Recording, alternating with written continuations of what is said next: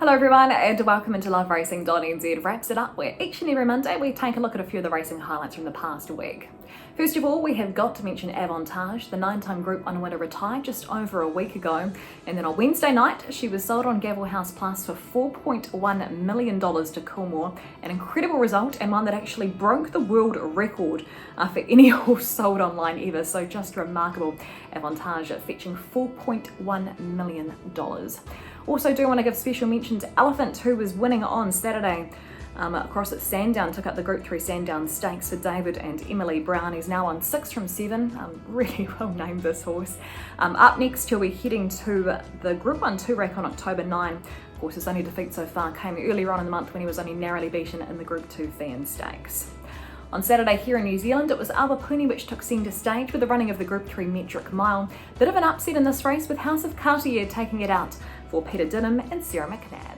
They're about to turn, and Bowden's having a shot for the front as they turn. Quizkid over on the inside. Rock Island lines with those as they swing and go. They race on down. He's hit the front here, Bowden. Bowden on the outside of Quizkid. Crowning Star closer to the inside. And then running on is Ratani Mornakia, and House of Cartier from a long way back starting to put in. Bowden under the 60 and a half trying to fight them off, but House of Cartier is going to blow on by the last little bit.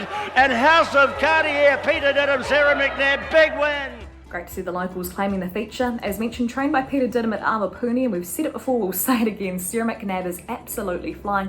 Last week she was busy taking out a Group 3 and finishing second in a Group 1. This week she takes out another Group 3 and also gets a winning double on the day. The horse House of Cartier has got a long way back. She has flown home late down the outside, and unsurprisingly in doing so, she's clocked fastest last 800, 600, 400 and 200 metres of the race.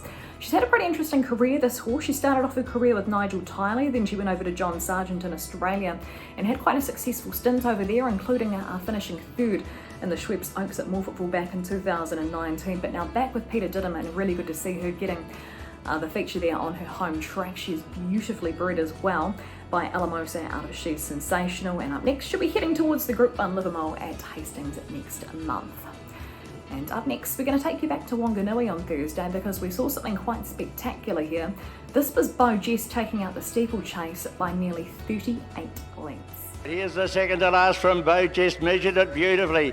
From Mandalay getting to second, bit of a scrap for third. Here's the last coming up now, and up and over. And the KT Meyer stable and Dean Parker going to rack up a double here. Over goes Mandalay in second, but it has won with a leg in the air. It has been simply way too good. Beau Geste bolted in. This was simply amazing, and winning the race by nearly 38 lengths. This was actually the biggest winning margin recorded in New Zealand for 5 years. These days trained by the Master Jumps trainer and Kevin Myers, owned by the Fortuna Beau Geste syndicate. Congratulations to Connections, a young rising star Dean Parker in the saddle, who's been developing a really good affiliation with the horse. Been in touch with John Galvin, the director there at Fortuna Syndications. He did tell me that David Ellis acquired this horse on behalf of Fortuna in the New Zealand Bloodstock 2016 yearling sale for $32,500. He said that interestingly it was the same sale that he also acquired Melody Bell. He says that all going well, his next race will be at the Great Northern Hurdles at Te Aroha next Sunday. Worth mentioning as well, Fortuna's just having a great run, aren't they? I mean, of course they always do, but this calendar year alone, 10 winners here in New Zealand and 15 up in Singapore as well. The final race that we're going to take a look at this week is a Racing 74 bench park from Matamata on Saturday, but the winner was very, very impressive, taken up by a horse who potentially looks very talented in Bari. Pacemaker is Champagne Dancer, tackled now by Bari, who quickly bounded to the lead. Bari in front, got away by 2.5 2 from Packing Joy. Running on also and behind the Maria Farina, and followed battling away Champagne Dancer, El Noir and Sussex, but Bari, shut the gate time. The big fella's going to win fresh up and win it very, very easily indeed. That's impressive. He's won by 5.5 lengths on the line over Champagne Dancer. Ridden by Troy Harrison, trained by Margaret Falconer at Cambridge.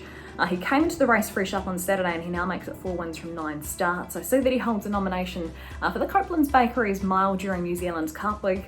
Bookies have him priced up at $31. I thought $11 though for the final field top 3 wasn't the worst option. As mentioned, trained by Margaret Falconer, she's had a really good week. She also tasted success last Wednesday at her home track there at Cambridge, and also had another winner with Blue Moon at Tauranga on Sunday. Right now it's time to take a look at some of the big wins from the past week in a section that we like to call one for the punters. As always, thanks to the TMB for providing us with the betting information.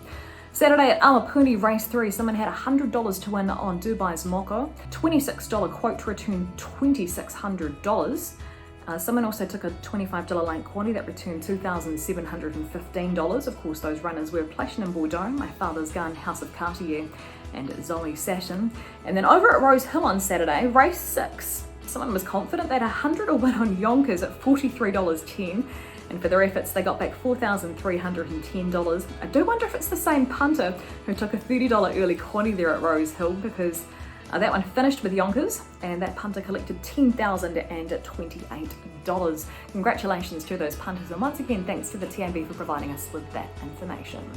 That's it for LOVERACING.NZ Wraps It Up for this week. We're looking forward to catching you again next Monday.